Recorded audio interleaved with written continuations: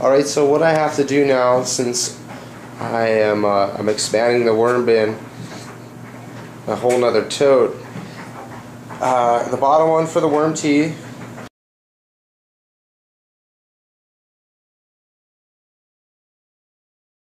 that has, on this lid here, there's holes in the middle with a window screen, and the bottom of this tote that lets the juice fall down, but the screen holds the worms in and the food in from falling. Now this third bin, what it's going to have on this lid is going to have some slits cut in it or some holes cut in it. I haven't decided which way to go yet. And then the bottom of this tote is going to have a square or rectangle removed. The entire bottom will be removed, and that will allow me, when I'm feeding my worms in the second bin and I want to harvest the castings, I stop feeding in the second bin and I start to feed inside the third bin. Now the worms get hungry, there's no food in here anymore, they crawl up into the third bin to get their food. Now I can take this lid off, remove the bucket, and just harvest nothing but castings and not have to worry about getting any worms in there. Now the reason I'm going to cut the center out of this third bin is I cut a whole rectangle, cut the whole bottom out. Now that leaves me a rectangle here. Now the lid going from the second bin to the third is going to have lines cut out in it, and I think that's better than circles, because I think if there's a line, more worms could get in at one time instead of around a circle. Just a theory of mine. So it's going to be a cutout here, and you're going to see some lines going across, and that way, since we're cutting out the top here, I will be able to throw some hot glue in the seams here to sort of close off the gap that I would get from having a lid go to the bottom of a tote. So I'm going to have a gap there. I wouldn't want worms to escape, or odor or flies get in, any of that stuff. So I will be able to seal that up, sort of like a caulking. Okay, so what I did now is I cut out the bottom of this tote, and I have it sitting on the lid, which, if you remember, it's a little dark in here, but in the corners here I have my two holes that I drilled. See it better right there. I drilled two holes, and I'm going to run a zip tie through that lid here, and that's going to attach it to the bottom of this bin.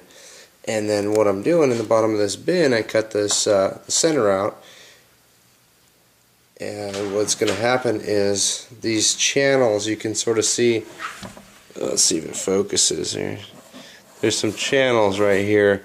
That's just the design on the lid. Well, I'm just going to cut those channels right out, and then that will be, instead of drilling or cutting out holes, which I think, you know, if I have say 4 or 5 holes, I think it's gonna let the food fall through too easily. So I'm gonna do more strips, I guess, like three horizontal lines here. If you're looking at it from this angle right there, and then I think that won't let the food fall through as much either, and it'll still let the worms be able to crawl through. And I think probably a little easier than a hole. So we'll give that a shot. And then what I was trying to say earlier is the edges of, right in here, I can sort of hold these together, push them together, and I can fill in here with hot glue and then seal that so there's no way for worms to escape right here where the lid meets the bottom of the tote. So what I'm going to do now is I'm just going to go ahead and cut those channels out, make my slits in the top of the lid, and then I'm going to secure them together with the zip ties. Okay, so I took the saw here and I just cut out 2 of these grooves that were already in the design of the lid, and I think that should be enough to allow the worms to come up through there. And so now I'm just going to attach the lid right now with the zip ties into those holes there. Okay, so after I have attached the lid to the tote with the zip ties, I went ahead and just vacuumed all the shavings from cutting a couple of what is these, 1-inch holes, I believe. Let's see here. Yeah, just 1 inch.